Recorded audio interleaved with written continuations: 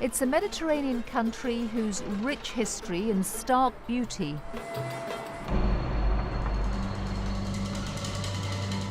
belies a past steeped in tragedy. Years of bitter ethnic violence decades ago have left an island and a people divided. Their language, their religion, and their memories keeping them apart. This is the story of two families, two conflicts, and two young men lost on an island torn apart by ethnic differences. Cyprus. From 1963 to 1964, a civil war raged between the Greek and Turkish Cypriot communities there. Neighbour turned on neighbour, community on community. Thousands from both sides were forced to flee or risk being disappeared just for their identity. Turkish Cypriot Mustafa Akay was one of them.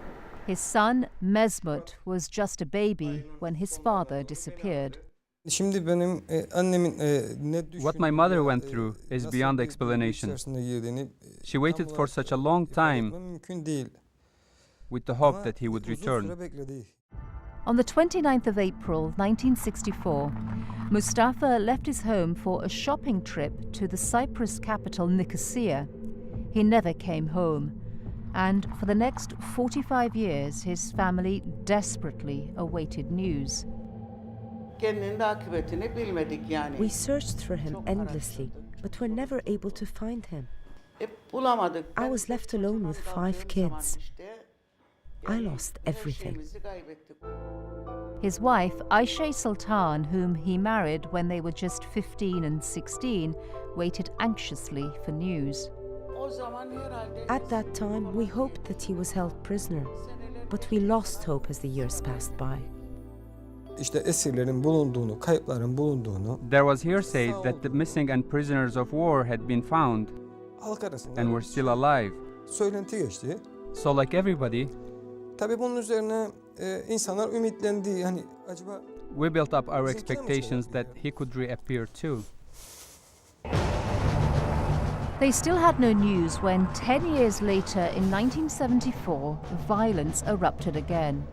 Following a Greek Cypriot coup, the Turkish army intervened in Cyprus. Battle raged between the Greek Cypriot National Guard and the Turkish forces, with atrocities on both sides. As a result of the fighting, the island was divided, but not before some 2,000 people had been declared missing. In the neutral buffer zone which still divides the island, time remains frozen, as does the pain for many families of the victims today. Families like this one, whose son, Greek Cypriot Kyriakos Kalika, disappeared. They last saw him in 1974 when he was just 19 years old. Until recently, we thought he was alive. We had the hope that he was alive somewhere. Kyriakos was a young conscript in the Greek Cypriot army. He had just a short time left to serve when he came home for 3 days' leave. His younger brother, Christos, was just 12 years old at the time. And I remember running up to him because I really loved him. He was the oldest one, and I remember him picking me up and just throwing me up on the air, you know. That's a nice memory I had. They were a close-knit family of 6 children. I remember him telling my mum, it's only 2 more weeks now. Just wash my clothes for the last time and I'll be back home. But like Mustafa, he didn't come back home. His leave over, he headed north to return to the army base. That was the last time his family saw him. He was sent to the front to fight against the Turkish army, and on the 22nd of July, he disappeared. Uncertainty surrounding the fates of those missing has fueled animosity between the Greek and Turkish communities ever since, and has remained a painful mystery. That is, until recently. Now, in one of the first intercommunal projects of its kind, both sides have come together in an attempt to shed light on tragedies left buried so long ago. Under the auspices of the United Nations, anyone with information is encouraged to come forward to identify suspected burial sites. The painstaking work of exhuming and identifying the bodies has begun. Megan Bassendale is a forensic advisor working with the Committee on Missing Persons. We are reassociating everything based on anthropological data as well as DNA, making sure that everything is with the correct individual before they return to the families. Through their meticulous efforts, the years of torment have finally ended for some of the families. Following a tip-off from a Turkish Cypriot informant, Kyriakos' remains, seen here, were found in a mass grave in northern Cyprus with 27 other Greek Cypriot soldiers. There's a bullet hole at the back of his skull. I felt that he was my brother. I absolutely felt it. We picked all his bones up, we put it in a box that my mother gave us his clothes, his best clothes that he used to wear before he went to the army. We covered him, we put his clothes in, we locked it, we took the keys, and then the next day they brought him to us. To date, the remains of 140 individuals have been returned to their families. For Marulla and for all of the other mothers, fathers, brothers and sisters, the grieving can finally begin. We prayed for many years that God send us some message, whether good or bad, so that we could start accepting one way or another. So my brother was returned to us after 33 years. They denied our human rights and the dignity to bury him and to have his gravestone. And actually my mother could have started praying for him and feeling him, and you know, she could have rested many years ago.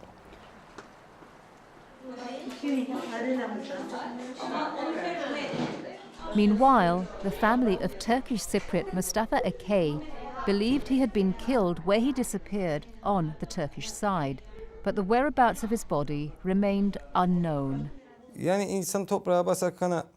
Sometimes I would think to myself that I could be stepping on his remains.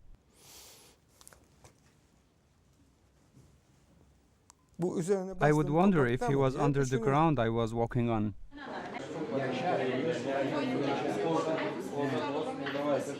Then, 45 years after Mesmut's father disappeared, in a Greek Cypriot village on the other side, a man came forward and spoke out and told what he had discovered years ago. One day, when my wife went to collect olives, she saw a spot where earth had been dug up. And that's why we became suspicious that there was something there. Christodoulos Konstantinidis was a shepherd at the time. He was unable to speak out for years because the suspected killers were still alive. But recently he told the Missing Persons Committee what he suspected, and excavations began. The discovery would finally bring peace to Mesmut and his family. Just 1 week before we filmed in Cyprus, they were told that Mustafa's remains had been found and identified. He had been shot the day he disappeared in 1964 in the Greek Cypriot village of Seri. They forced him to dig a 40-centimeter hole, then shot him in the head and threw some earth from the road construction over him. That's what we know. Mesmut felt a need to see the place where his father spent his last moments. He went with interpreters to the village recently identified as the site of his father's death to try to find the shepherd who could show him the actual spot. Asking around in the local bar, suddenly Christodoulos identified himself. He agreed to take Mesmut to the place where his father had been killed and told him that he could not rest, knowing that the body could remain missing forever if he didn't talk. People who have lost loved ones should be given the peace of mind of knowing that the remains have been found. Even though it's taken a long time, I would still like to thank him for his part in the discovery. In the past, both Turkish and Greek Cypriots suffered a lot. To be from different religions and races, to speak a different language, was that a reason to be killed? I'm very happy that I was able to help. It would be great if all Greek and Turkish Cypriots behaved the same way as we are doing now.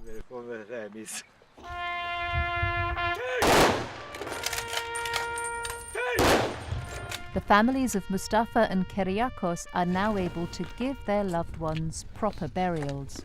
At least, we now know where he is and what happened. Before, we always had question marks. But many families are still waiting. More than 1,800 people are still unaccounted for. Cypriots say solving the mystery of those who disappeared is a vital step if the Greek and Turkish communities are to reconcile. Only when the bodies are laid to rest can the forgiveness truly begin.